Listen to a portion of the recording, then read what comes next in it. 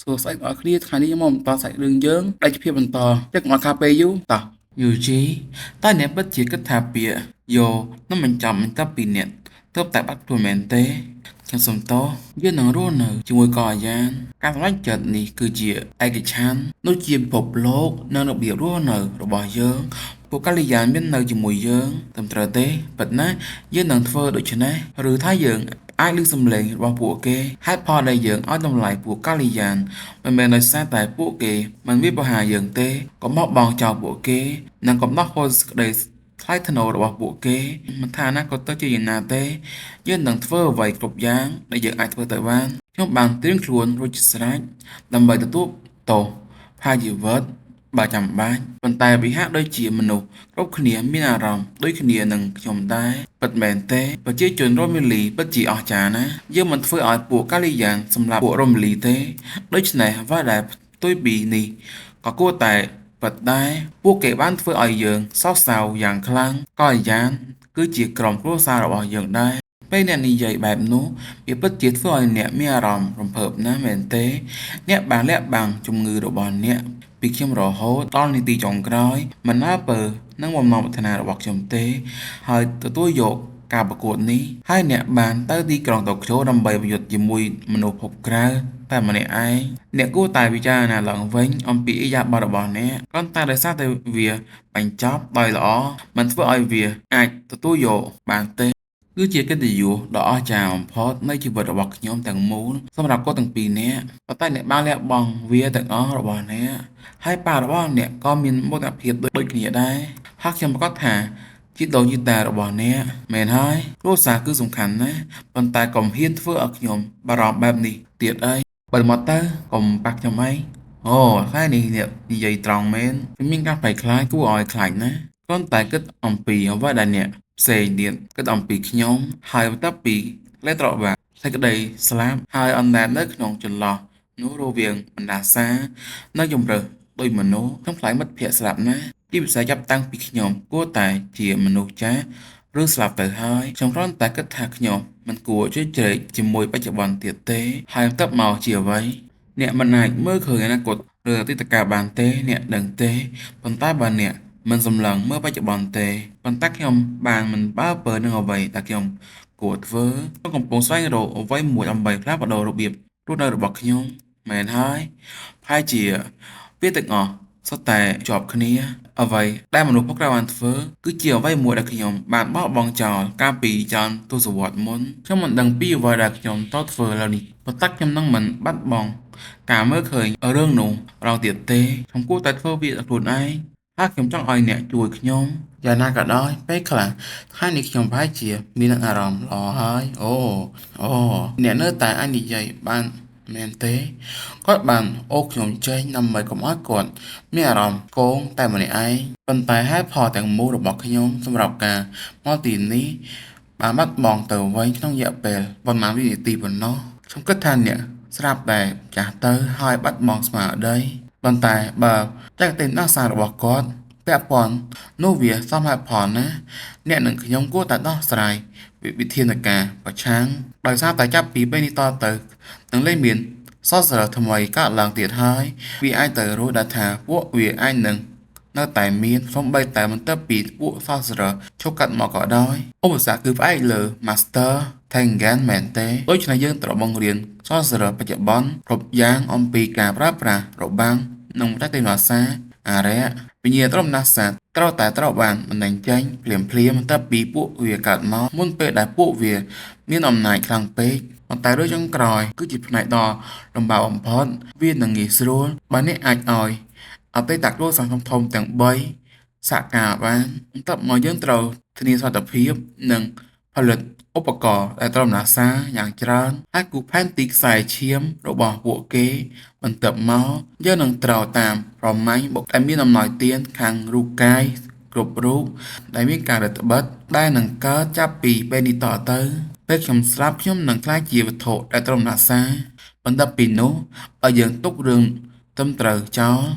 ខ្ញុំគិតថាយើងអាចបង្កើតការបំភាន់សុខភាពបានសូម្បីតែបន្ទាប់ពីទីក្រុងតូក្យូត្រូវបានសាងសង់ឡើងវិញក៏ដោយខ្ញុំគិតថាខ្ញុំអាចរក្សាការខូចខាតពីវិញ្ញាណដាសាឲ្យនៅសូន្យសម្រាប់ សម្រាប់រយៈពេល2ឬ300ឆ្នាំខាងមុខគណៈពេលដែលខ្ញុំរស់នៅតើអ្នកណាដឹងថានឹងមានអ្វីកើតឡើងនាពេលអនាគតនោះបើថាពំរាសាពិតជាត្រូវការរងទៀតមែននោះនឹងមាននរណាម្នាក់អាចស៊ីខ្ញុំបានមនុស្សភពក្រៅបានមកទីនេះប៉ុន្តែហើយជារាប់រយឆ្នាំទៀតចាប់ពីពេលនេះតទៅហើយពីនេះតើអ្នកណាដឹងថាវត្ថុតែត្រឹមណាសាកើតឡើងយ៉ាងម៉េចទៅយើងគួរតែសង្ឃឹមថានឹងមាននរណាម្នាក់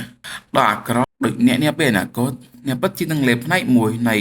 សាកសពពេលវេលាបែបនេះខ្ញុំសង្ឃឹមថា Voichi Koro មានវត្តមាននឹងហើយជាមូលហេតុដែលខ្ញុំនិយាយអនុគ្រប់គ្នាត្រូវតែរកវិធីដោះស្រាយយើងទាំងពីរគួរតែរក្សាការពិតដែលថាសសរនឹងលេងកើតចេញពីកំណត់ត្រាទៀតហើយសម្រាប់ពេលបច្ចុប្បន្ននេះតែគ្រាន់តែក្នុងករណីខ្ញុំអាចចុះបញ្ចូលអ្នកមានអំណោយទានតែគ្រាន់តែដឹងពីការពិតនោះតែមួយមុខទេខ្ញុំទើបតែទទួលបានការបញ្ជាក់ថាវិញ្ញាណក្ខន្ធត្រឹមដាសាទាំងអស់នៅទីក្រុងតូក្យូបានបាត់បង់ទៅហើយប៉ុន្តែលុះត្រាតែយើងផ្សំថាមពំរាសានិងមុលចូលគ្នាសិនទើបវាជាល្បិចចរចាដ៏ខ្សោយមួយមែនទេនៅតែមានបរិមាណមុលដែលអាចប្រើប្រាស់បានដែលនៅសល់ពីណៅណាវាជាគុណវិបត្តិនៃការដែលសសរលេងនៅជុំវិញទៀតហើយនោះគឺជាការប្រើប្រាស់ជាយន្តនាការអវត្តមានប្រឆាំងនឹងជនជាតិស៊ីម៉ូរីអ្វីខ្ញុំខ្លាចជាងនេះទៅទៀតនោះគឺមិនមែនជាគុណសម្បត្តិនៃការបាត់បង់ខ្លួនបងយានខណ្ឌតែត្រឹមណាសានឹងការកើតឡើងនាពេលអនាគតរបស់ពួកគេធ្លាក់ចុះយ៉ាងខ្លាំងនោះទេយ៉ាងណាក៏ដោយវិបត្តិថាមពលនឹងបន្តវិវត្តទៅមុខទៀតក្នុងរយៈពេល2-3សតវត្សទៅខាងមុខប្រាប់ Master របស់អ្នករឿងនោះទៅហើយទេមកខ្ញុំបើអ្នកត្រូវការខ្ញុំនិយាយថាអ្វីដែល Maru បានធ្វើគឺធ្វើតាមបញ្ជារបស់ខ្ញុំបន្ទាប់វាទាំងអស់មកលើខ្ញុំមកបន្ទាប់មកយើងនឹងធ្វើសកម្មភាពជាមុនសិនពួកគេនឹងដឹងនៅទីបំផុតទេនោះមិនបានមកពី Maru ទេអូតើអ្នកកំពុងនិយាយអំពីរឿងនោះទេហើយវីដេអូរបស់វានៅតែបន្តត្រូវបានផ្ទុកឡើងនិងដកចេញចាប់តាំងពីពេលនោះមកប៉ុន្តែ69ឆ្នាំមុនមានរឿងធំមួយបានកើតឡើងនៅទីក្រុងតូក្យូប្រទេសជប៉ុនខ្ញុំសន្មតថាអ្នកទាំងអស់គ្នាដឹងរឿងនេះមើលនោះវាជាអំណាចសានដូចគ្នាពី69ឆ្នាំមុនហើយបន្ទាប់មកឆ្នាំ2086យ៉ាងណាក៏ដោយអារៈដូចគ្នាដែរសត្វរកោជោត្រូវបានគេសន្មតថា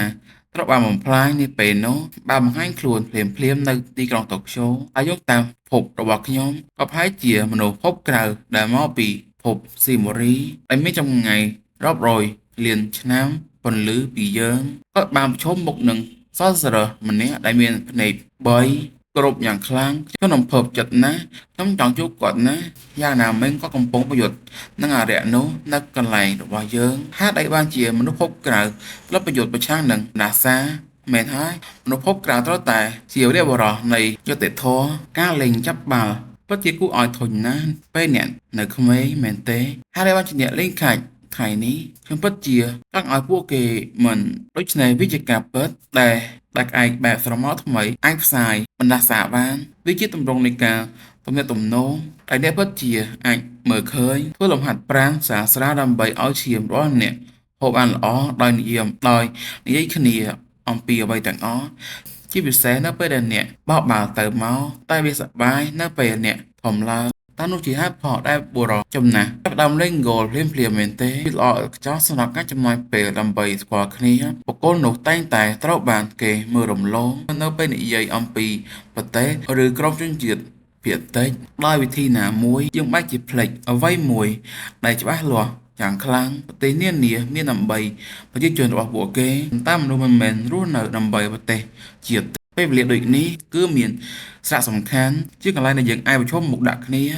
និងប្រឈមមុខនឹងរឿងរ៉ាវជាមួយគ្នានោះហើយជាមូលហេតុដែលមានបញ្ហាប្រឈមជាច្រើនកំពុងកកកុញដូចជាអំណរប្រាថ្នាមួយខ្ញុំគិតថាពួកគេពិតជា